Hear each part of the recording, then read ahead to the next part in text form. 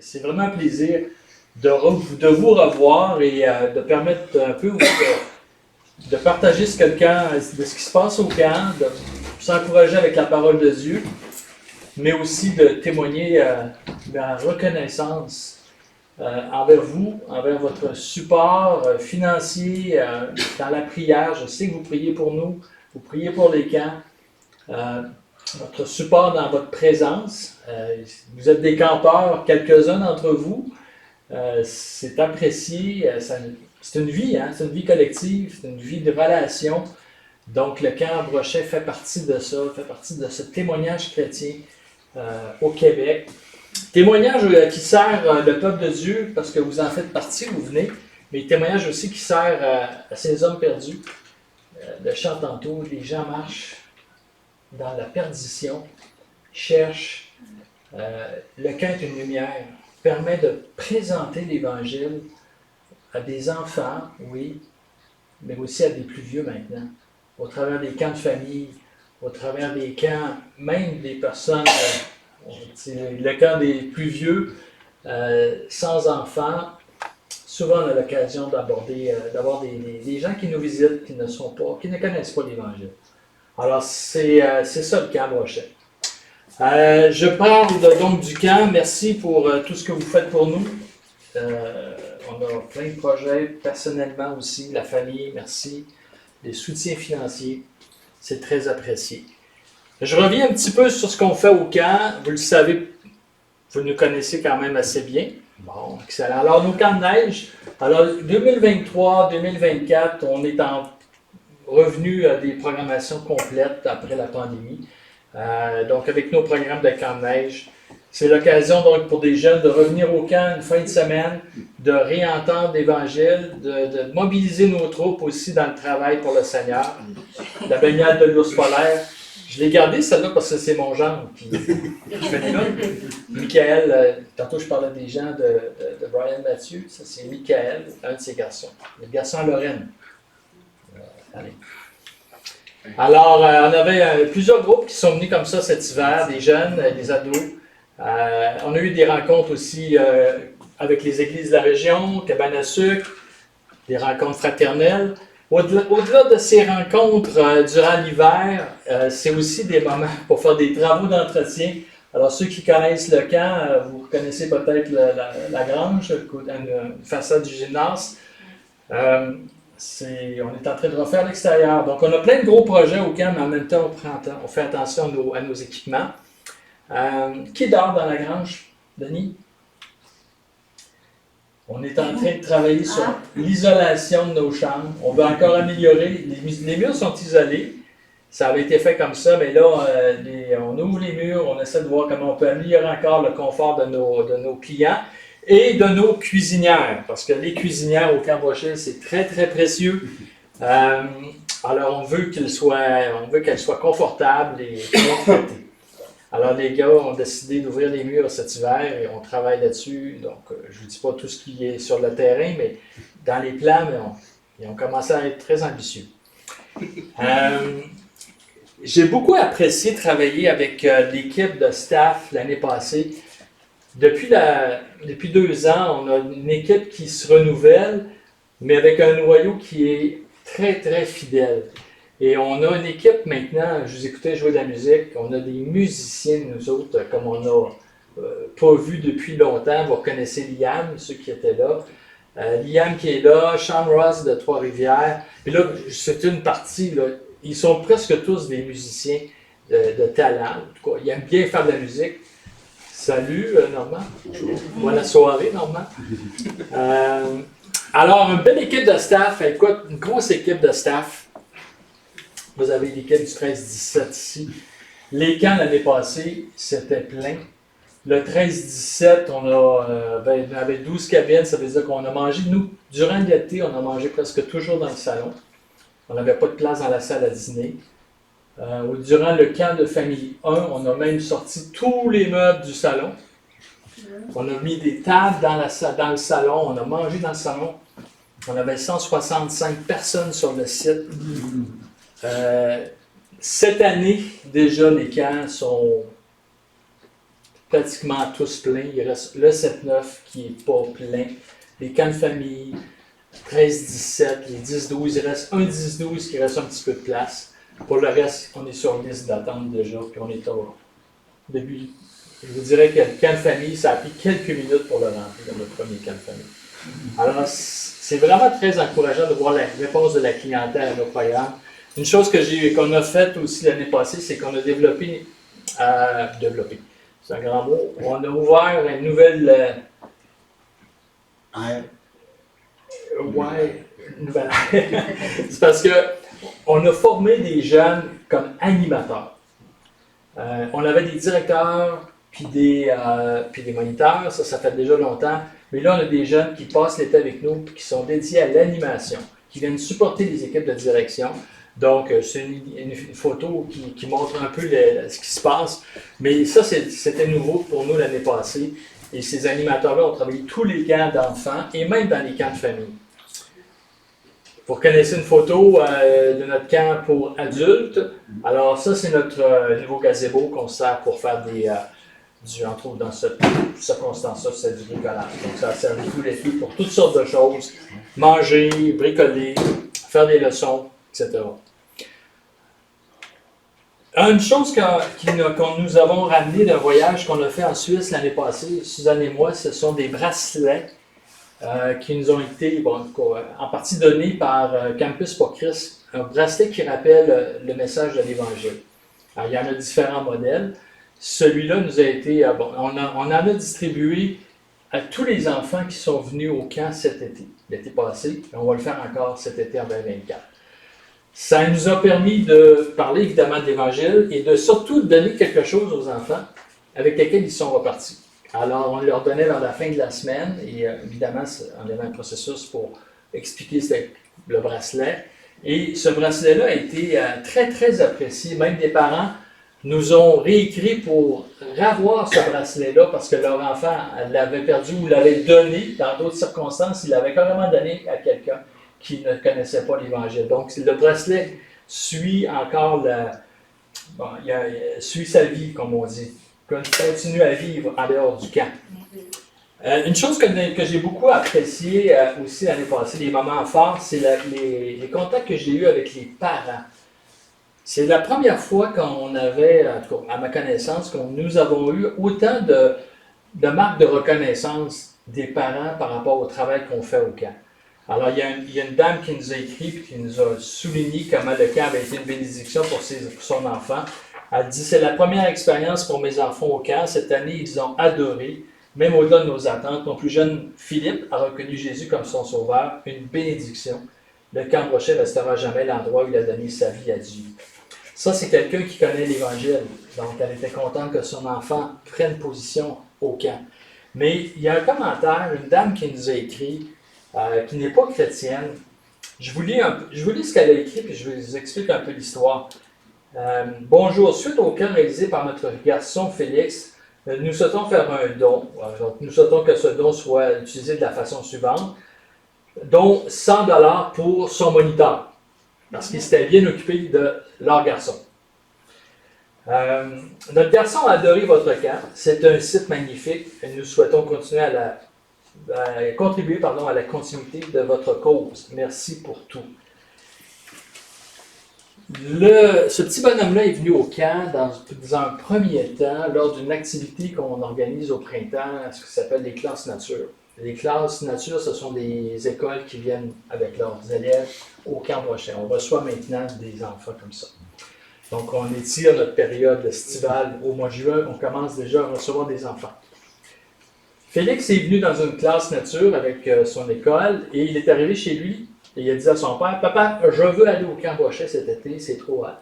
C'est le fun, je vais être là. » Alors le père m'appelle, et puis il dit, écoutez, il dit, mon fils est allé, j'aimerais l'inscrire, mais j'aimerais ça entendre parler un petit peu de ce qui se passe. Alors je comprends que son garçon est dans le 7-9, et puis Suzanne c'est la directrice du 7-9, elle est au côté de moi, je dis, monsieur, je dis, regardez, j'ai la personne parfaite pour vous répondre, la directrice du programme, elle est au côté de moi, je vous la passe. Ce monsieur-là était un ancien confrère de classe, c'est pas un confrère de classe, excusez, confrère de travail de Suzanne, c'est un professeur. Et qui avait travaillé avec Suzanne dans le passé, donc ils prennent contact, ah oui, comment ça va, etc. Donc, évidemment, le contact est positif. Félix vient passer la semaine, puis on voit comment c'était positif pour lui. Maintenant, l'histoire ne s'arrête pas là. En septembre, la grande sœur de Félix rentre au cégep et on lui diagnostique un cancer au cerveau virulent. On comprend que toute l'histoire, la famille met tout sur pause, c'est le processus d'opération, etc., traitement, Sainte-Justine, etc. Et il y a une collaboration de l'école qui appuie cette famille-là. C'est un prof, elle, la maman, est une directrice d'école, donc le milieu scolaire est conscient de l'affaire. Suzanne connaissait ce gars-là. Ça s'organise pour faire des repas, pour aider, supporter cette famille-là. Donc, Suzanne embarque dans l'équipe qui supporte.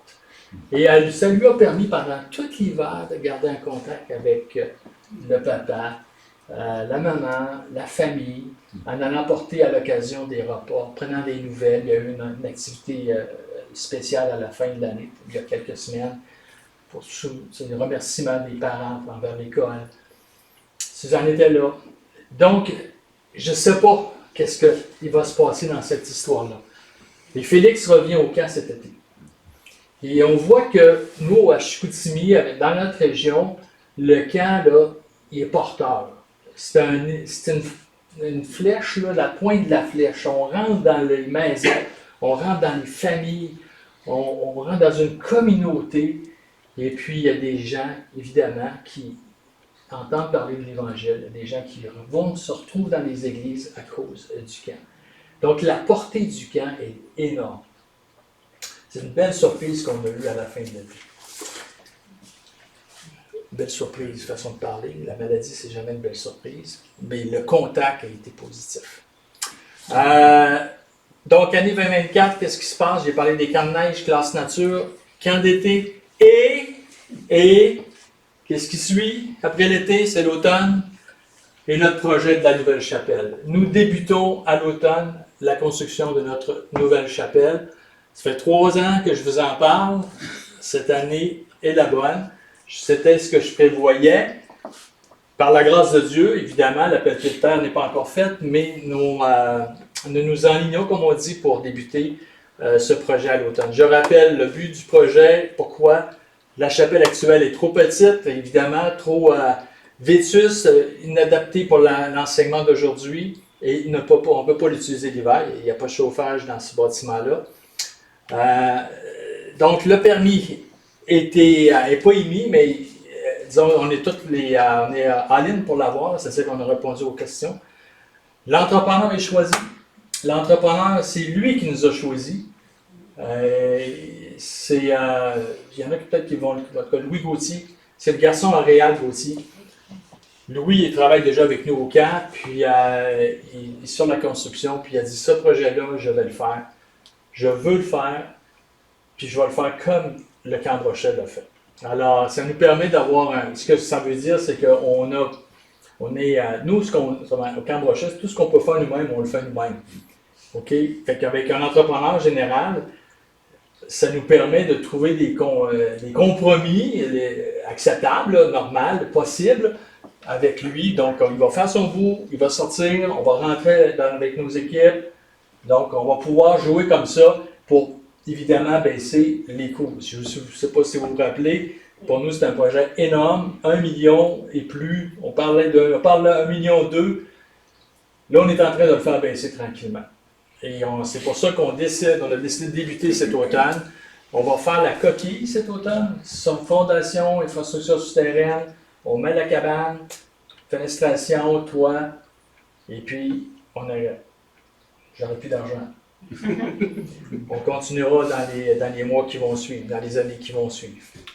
Donc les plans sont prêts, et ça c'est notre objectif, avoir un bâtiment utilisable à l'été 2025 et poursuivre la finition en 2025-2026. Finition intérieure et extérieure. Comment contribuer? Je vous le rappelle, on peut prier pour ce projet-là, c'est la première chose qu'on veut. Et évidemment, contribuer financièrement. Le projet de cet automne, est évalué à 471 000 exactement. On a 400 000 $ dans le compte de banque pour ce projet-là. Donc, on avance et on s'est dit qu'on allait avoir le 60 000, 70 000, 100 000 qui manque cette année. On cherche un entrepreneur électricien. C'est la seule personne qui nous manque actuellement, des bénévoles qui ont des certificats CCQ. Mais, je vous dirais, même si vous ne les avez pas et que vous êtes habile de vos mains, je pense à un gars comme Claude Fortin, à l'arrière, c'est très, très bienvenu dans le moment convenu. Là. C'est ça. Comme j'ai dit tantôt, on ne commence pas avec vous autres, mais à un moment donné, on va avoir besoin de vous autres. Sujet de prière. Alors, pour nous, c'est vous savez, un grand nouveau. On a nos amis de plus longue date, collaborateurs précieux depuis le début. Renaud et René ne seront pas là cet été. Ils collaborent avec nous encore. René nous donne un excellent coup de main pour débuter l'été. Renaud aussi. Mais c'est Ariane Côté, une jeune fille de Chicoutimi, qui va prendre en charge la cuisine. Ariane, elle a déjà passé un été avec nous. Elle est formée pour ça. Elle étudie en hôtellerie à Montréal. Donc, elle rentre avec nous. Et on est très content de l'avoir. Mais c'est quand même un bon sujet de prière. C'est un gros bateau. Hein. La nourriture au camp, le budget, c'est le plus gros. On dépense plus d'argent en nourriture qu'on en dépense dans mon salaire. En tout cas, ça, je peux vous le dire. Puis je peux vous dire qu'on en dépense plus même que dans l'entretien. C'est la plus grosse portion du budget. On prie pour le personnel qui nous manque. Je vous dis tout de suite que ça va quand même très bien au niveau du personnel. On a des staffs, on en refuse. On a plusieurs jeunes filles monitrices de qualité. Des gars, on en manque un petit peu comme moniteurs. Et il nous manque aussi encore quelques personnes à la cuisine. Alors, si vous avez de la disponibilité, faites-moi le savoir. Renée est encore en charge de ce dossier-là. Elle va communiquer avec vous. Ça va nous faire plaisir. C'est très, très important, très apprécié. Sujet de prière aussi, les enseignants. Je les mets tous sur l'écran ce soir. Ce sont tous nos enseignants qui viennent cet été. Vous avez beaucoup de noms connus. Gilles, Annie Francis, Jonathan Labelle de Montréal, Samuel Blanc, Sam Parle, qui vient. Il est venu l'année passée, il revient cette année. Jean-Philippe, Martin Jalbert, Jean-Sébastien Morin de l'Heure de la Bonne Nouvelle. Donc, notre équipe est très, très intéressante au niveau de la direction, au niveau des prédicateurs. Donc, c'est le fun. Tous nos directeurs sont trouvés. Ça roule. Et on prie pour notre l'impact de notre témoignage auprès de nos campeurs. On est là pour présenter l'Évangile au travers avec nos prédicateurs, avec le travail qu'on fait, dans notre attitude, dans notre façon de vivre. C'est important de prier pour ça, puis de se garder focus sur la tâche. Donc, on a vraiment besoin de prière pour ça. Et on a besoin évidemment de sagesse pour notre projet de chapelle. Oui, on veut le faire. Oui, on pense qu'on est tous corrects pour le faire. Mais le Seigneur va décider au bout de la ligne. Et on a quand même besoin, même s'il dit oui, d'être intelligent dans ce qu'on fait. Ça va? Alors, je prends 20 minutes maintenant pour parler d'un passage que j'aime beaucoup dans la parole de Dieu. Vous savez, dans 2024, l'année pour moi a débuté dans une forme de réflexion. D'abord, ça fait 40 ans, en 2024, que j'ai donné ma vie au Seigneur. Ça fait 20 ans que j'ai laissé mon emploi chez Desjardins, déjà 20 ans, pour prendre la direction du camp, m'impliquer dans mon église, travailler à temps plein, quoi. Donc, pour moi, c'est des gros chiffres. C'est 40 ans, 20 ans. Je vieillis un petit peu. On arrive à 40 ans, j'ai sauté le 60. On a des changements dans notre organisation. Je l'ai dit tantôt, René et Renaud, on a débuté, là, c'est tough, là. C'est ton pilier, là, c'est comme mon espèce, c'est Moïse Aaron, pas pour Moïse, mais c'est mon collaborateur précieux depuis le début. C'est le gars qui, tu vas voir quand ça va pas bien, puis quand tu as besoin d'avoir une épaule pour te défouler, puis un conseil, tu sais, là, il n'est plus là. Il y en a d'autres qui sont là, mais mon vieux poteau n'est plus Donc, c'est des petites choses comme ça. On a des, comme j'ai dit, je vieillis, c'est vrai. Dans les derniers mois, plusieurs de ma famille sont décédés. J'ai perdu une tante, un oncle, une cousine dans l'espace de quelques semaines, dans le temps des fêtes. Ça nous amène à la réflexion, disons. Et on a, je pense, ces moments que j'appelle charnières. On en a pas si souvent que ça. Des moments importants dans nos vies où il faut prendre un temps d'arrêt. Ça peut être la maladie qui nous frappe, la mort, les grandes circonstances de la vie, naissance d'un enfant, mariage. Collectivement, c'est la même chose. Dans les églises, on a des moments charnières, des moments de renouvellement, des moments où on est frappé par l'épreuve, toutes sortes de situations. Des moments où on dit, OK, qu'est-ce que le Seigneur veut faire avec moi? Qu'est-ce que le Seigneur veut faire avec nous? Ça peut être aussi au travail, ces grands moments-là. Où est-ce que je suis rendu dans mon travail, dans mon milieu de travail? Où je m'en vais avec ça? Qu'on soit plus vieux, qu'on soit plus jeune, comme Barthélemy en arrière, il y a des moments comme ça dans nos vies. Puis les jeunes en ont beaucoup aussi de ça, à 20 ans, 25 ans. Où je m'en vais? Qu'est-ce que je fais de ma vie?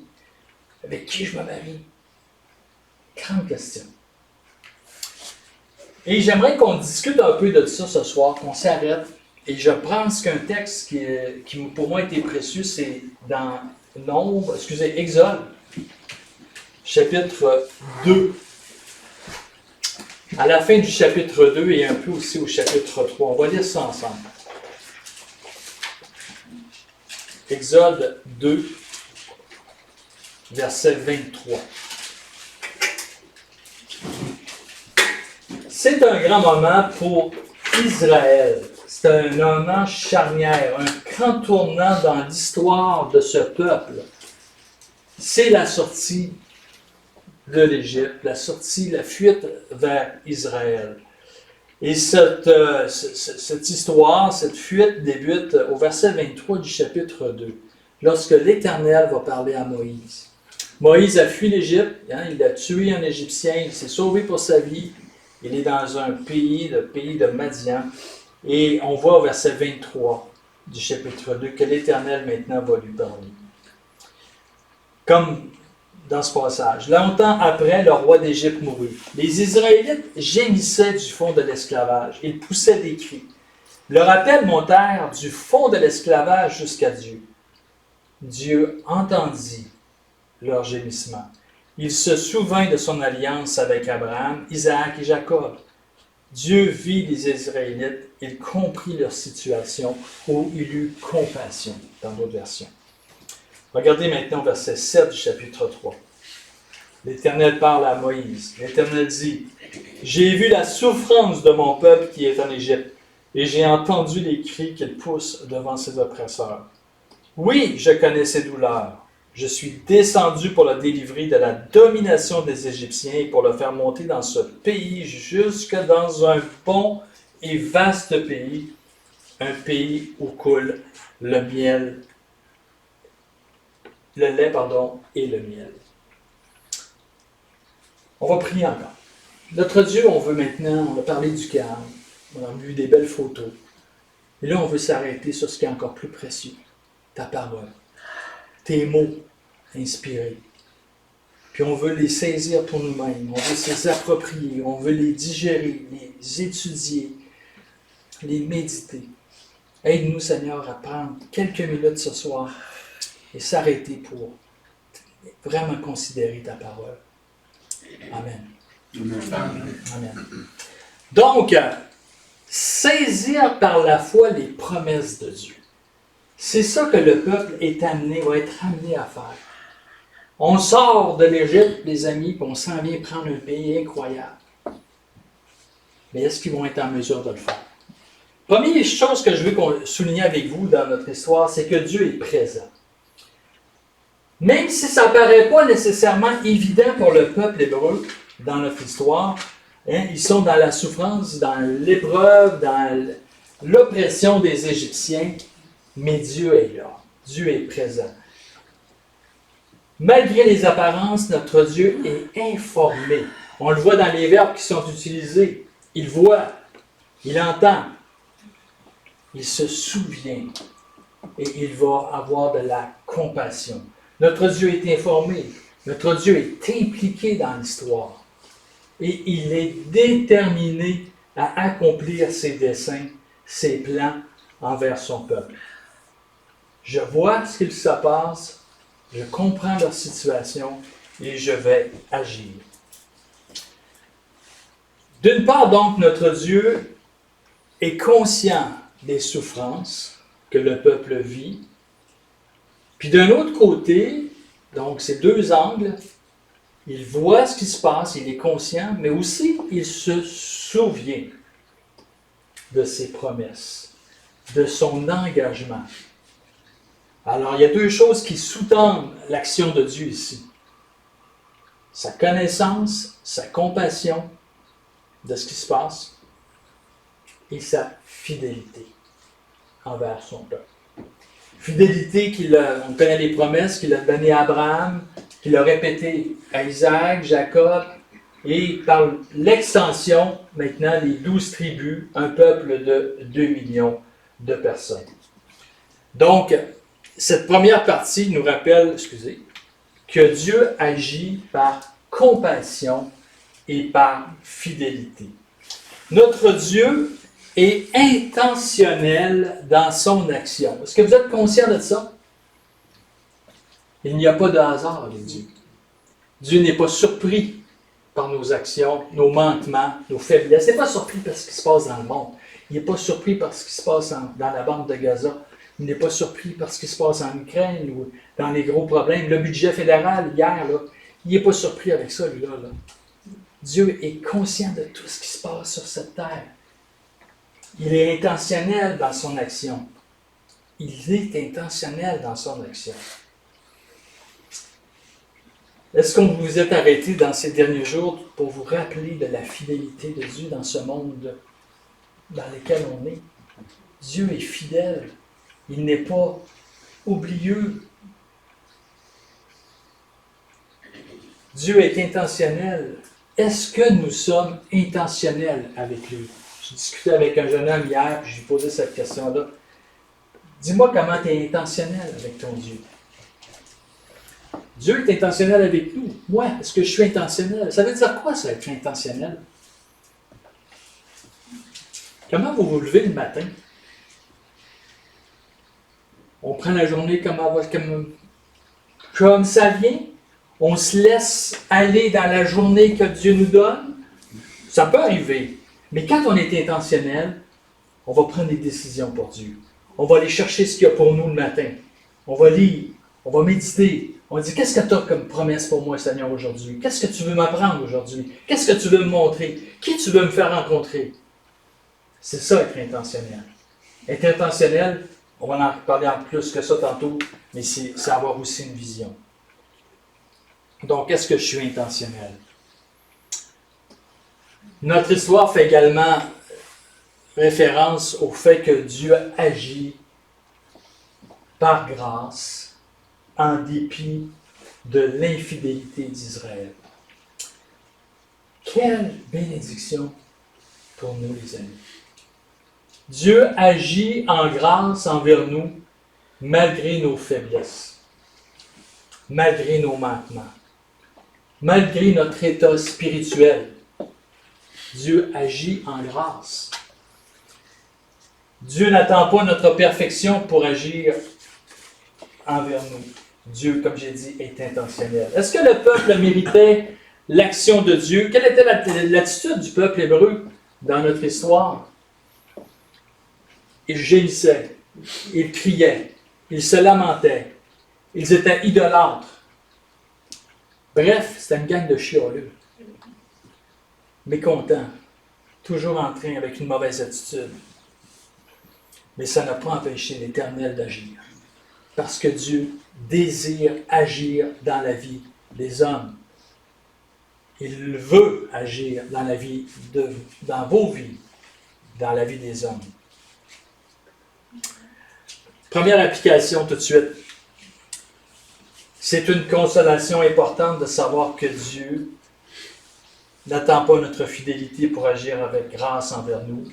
Et ça va nous aider, les amis, à affronter les tempêtes de nos vies, à considérer les échecs des autres aussi sous un regard différent. Peut-être moins un jugement, mais avec grâce. Peut-être qu'on va être moins paralysé aussi par nos propres échecs. Okay? C'est quoi le réflexe qu'on a quand on se plante, là? C'est quoi? On se met une petite boule, puis on reste dans notre coin. On veut que personne ne nous parle. On se croit indigne d'agir pour Dieu. Puis là, je n'excuse pas le péché, évidemment, mais il y a un processus de restauration qui peut être déjà enclenché. La parole de Dieu qui nous dit que Dieu n'a pas choisi de sauver des personnes parfaites. Hein? Puis le Seigneur Jésus va dire, les médecins ne sont pas là pour les bien portants, ils sont là pour les malades. Hein? Ce ne sont pas les bien portants qui ont besoin de médecins, mais les malades. Quelqu'un a dit que Dieu a choisi de perfectionner des personnes imparfaites. C'est un processus, on s'entend. On appelle ça la sanctification. Le processus va se terminer au ciel, on est clair là-dessus, mais il demeure que Dieu veut transformer nos vies. Il y a un objectif dans nos vies. Est-ce que moi je suis prêt à jouer à la partie avec lui, tu sais, comme on dit, à être deux pour danser? Je suis prêt à ça, moi.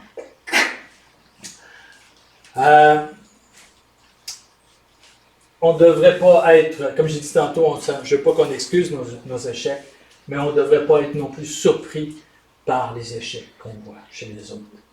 On en a vu dans notre Église, les majeurs, ça nous débâtit, ça nous désarçonne, on passe par toute la gamme des émotions, mais c'est une réalité. C'est une réalité tout simplement. Malheureuse, mais elle est là. Donc on ne devrait pas être surpris lorsque les chrétiens échouent. Et nos échecs ne sont pas une excuse pour paralyser notre vie chrétienne. Trop de gens sont à plat parce qu'ils ont péché. On ne reste pas dans notre péché. On sort de ça. On demande pardon. On pourrait faire toute une étude sur la vie de David, hein? Quand Nathan va le voir. Tant que je me suis tué, j'étais complètement débattu. Alors, il y a un processus, mais Dieu ne veut pas qu'on reste écrasé. Deuxième point, déjà. Donc, Dieu est présent, mais il est plus que présent. Il y a un objectif avec nous. Il veut nous bénir. Donc, pour le peuple d'Israël, c'était clair. Je vais vous sortir de l'esclavage. Je vous sors du trouble, hein, de l'oppression des Égyptiens. Pardon. Mais je ne vous laisse pas comme ça. Je ne fais pas juste vous sortir du problème. J'ai quelque chose d'incroyable pour vous. J'ai un pays pour vous.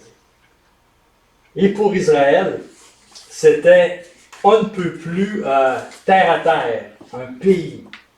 Et il veut faire, notre Dieu, la même chose avec nous. Il veut faire la même chose dans nos vies personnelles, dans nos vies de famille, dans nos vies d'église. Est-ce que vous êtes d'accord avec ça? Est-ce que vous êtes sûr d'être d'accord avec le fait que Dieu veut vous bénir? Oui. Ben, des fois, je ne suis pas sûr qu'on est si engagé que ça. Tu sais, on attend la bénédiction. Mais dans ce cas-là, tu sais, il faut y aller. Il faut la saisir, cette bénédiction. Alors, Dieu veut faire la même chose dans nos vies personnelles. Il y a un petit problème qui arrive aussi souvent. Et ce problème, c'est qu'on fait l'erreur de très spiritualiser ces bénédictions. Autrement dit, comme j'ai dit, pour Israël, j'espère que vous êtes d'accord que c'était très concret comme bénédiction. Hein, c'est des mètres carrés de territoire. C'est un carré, terrain, flore, montagneux, il y a tout le kit dedans. Là. Au point qu'ils se battent encore pour ce terrain-là aujourd'hui. Alors c'est vraiment réel. J'ai un pays pour vous. Comment tu comprends ce passage-là pour toi? Est-ce que tu dis, moi, mon terrain est au ciel? Ma bénédiction est céleste, puis c'est là que je vais l'avoir. Puis ici, ben, c'est rien de la chenoute, rien de ce qui n'est pas beau. Non! La sphère de bénédiction de Dieu. Éphésiens chapitre 1, verset 3. Nous sommes bénis de toutes sortes de bénédictions spirituelles en Christ dans les lieux célestes. Les lieux célestes, ça comprend quoi? Oui, le ciel, effectivement, mais cette terre dans laquelle nous sommes présentement bénis de toutes sortes de bénédictions spirituelles en Christ. Des bénédictions qui nous transforment, qui nous donnent un espoir, qui nous donnent le désir de se lever le matin, puis de servir notre Dieu, puis d'aller chercher ce qu'il a pour nous aujourd'hui. C'est ça l'effort, l'intérêt de la chose. Une autre erreur aussi, c'est de croire que les bénédictions de Dieu, c'est quelque chose qui va nous amener du plaisir, féliciter, que parce que Dieu, si Dieu me bénit, c'est parce que ça va bien, tout est beau, ma vie est belle, mes enfants vont bien, la santé est bonne, ça veut dire que Dieu me bénit. C'est pas vrai. C'est pas comme ça que ça marche. Vous savez, il y a une expression, je ne sais pas si les jeunes qui l'utilisent ou pas, là, mais on entend ça des fois, tu sais, je suis sur mon X. Ma vie, là, aujourd'hui, là, je suis sur mon X. C'est-à-dire que je suis à la bonne place. Ma job, là, je suis dans la bonne case. Ma famille, ça va tout bien. Puis là, ça veut dire que Dieu est là, puis je peux servir Dieu. Non. Servir Dieu, ça peut être difficile, les amis. Ça peut se faire dans l'épreuve. Ça peut se faire dans la douleur.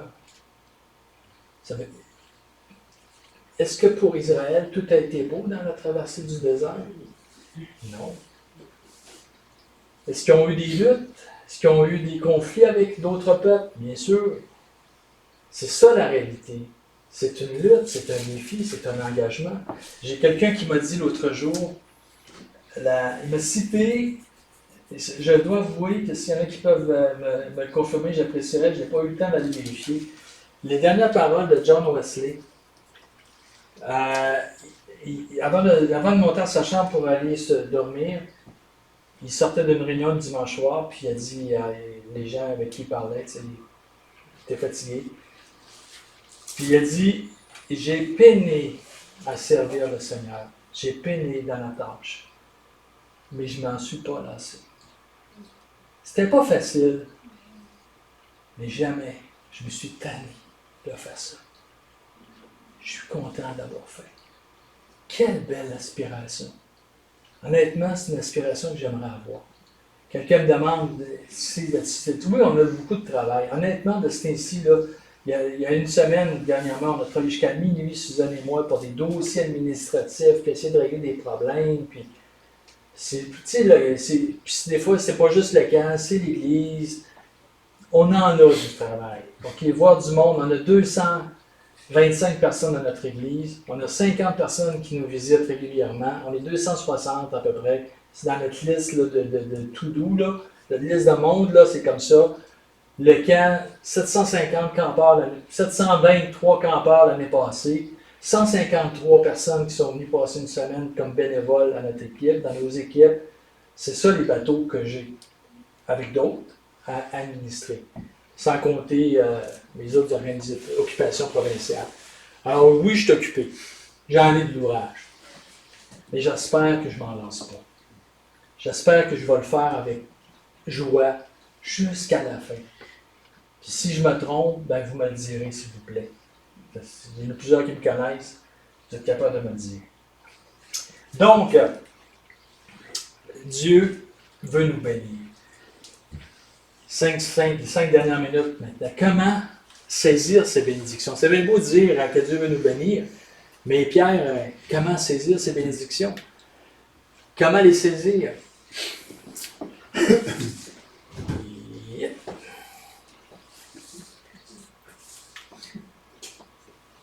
Pèse donc dessus, Tesla. Il ne bouge plus.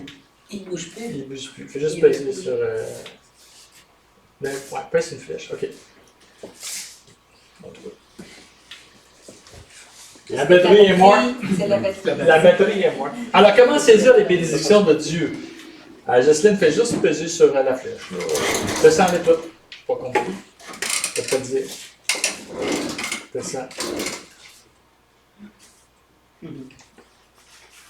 Continue. On met les toutes. On va. OK, arrête là. OK. Comment saisir les bénédictions de Dieu? On va se parler. Puis là, je ne parle pas de philosophie. Une attitude positive. Hey, qu'est-ce que c'est? La première affaire qui m'a frappé, moi, en faisant ma petite recherche, Suzanne m'est arrivée avec ça. Elle dit, une attitude, bonne attitude. Voyons donc, une attitude positive. C'est de la philosophie, ça. C'est bon.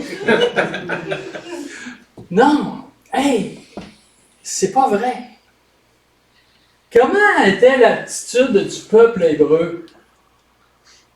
Je l'ai dit tantôt, une gang de chialeux. Mais cette attitude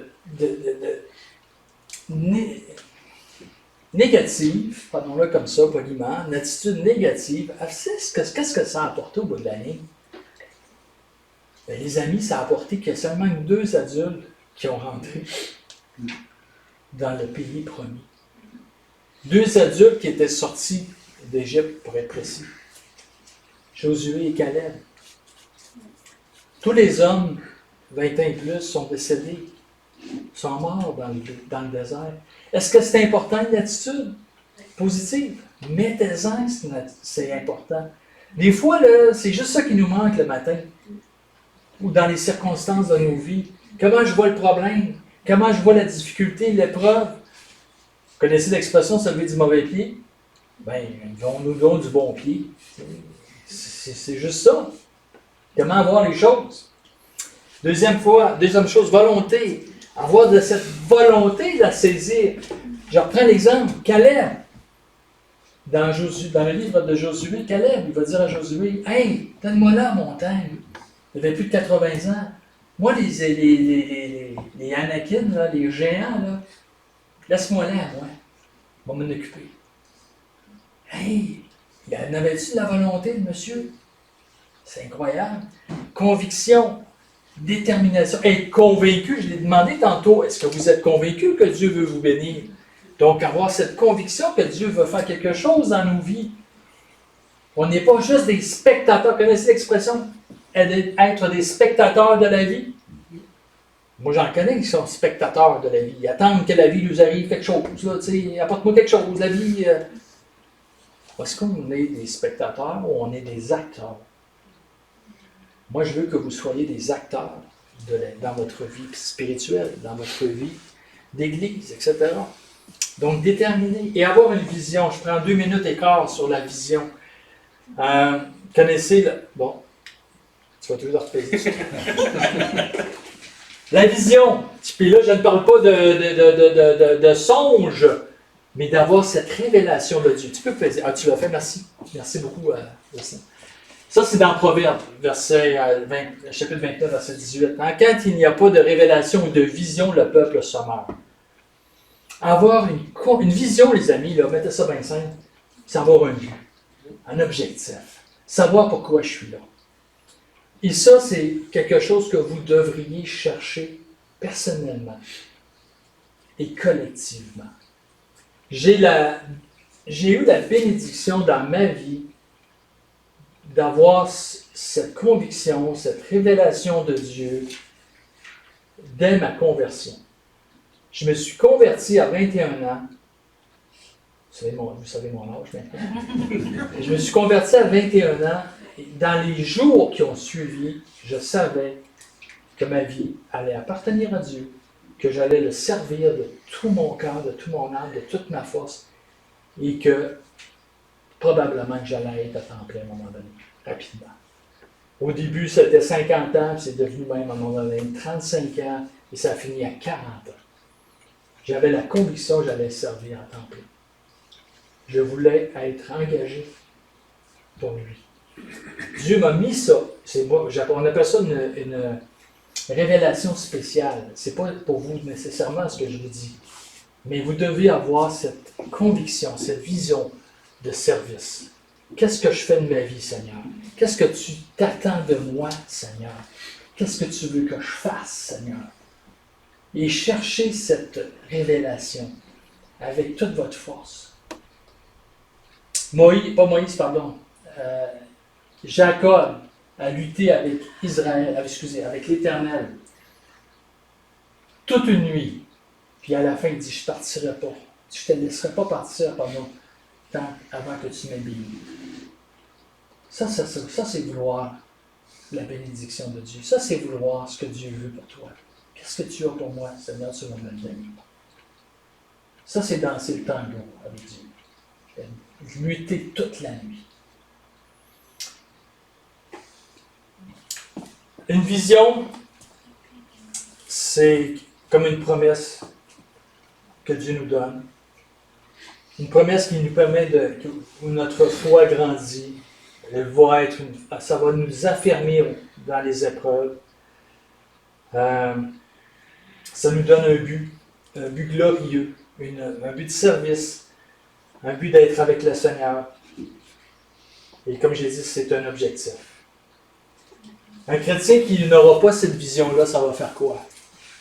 Souvent, ça va être un chrétien qui est fade, qui n'a pas de goût, qui n'a pas le désir de servir, puis qui est au neutre.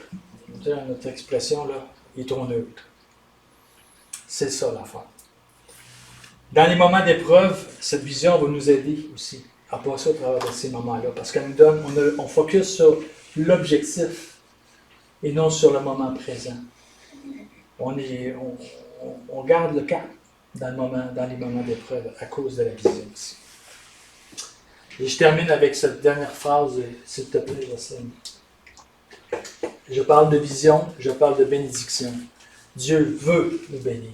Est-ce que vous êtes prêts maintenant à saisir les promesses, les bénédictions de Dieu pour vous? Prions. Notre Dieu, merci encore pour l'Assemblée de la TUC, l'Assemblée de la Haute-Mauricie. Quel beau nom. Notre Dieu, merci pour leur fidélité dans cet engagement d'être une lumière ici à la TUC.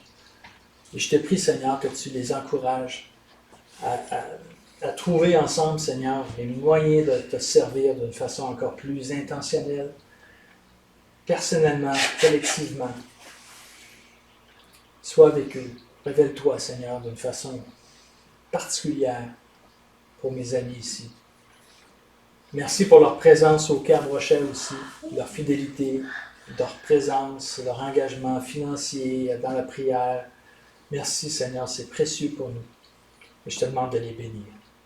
Au nom de ton Fils. Amen. Amen. Amen.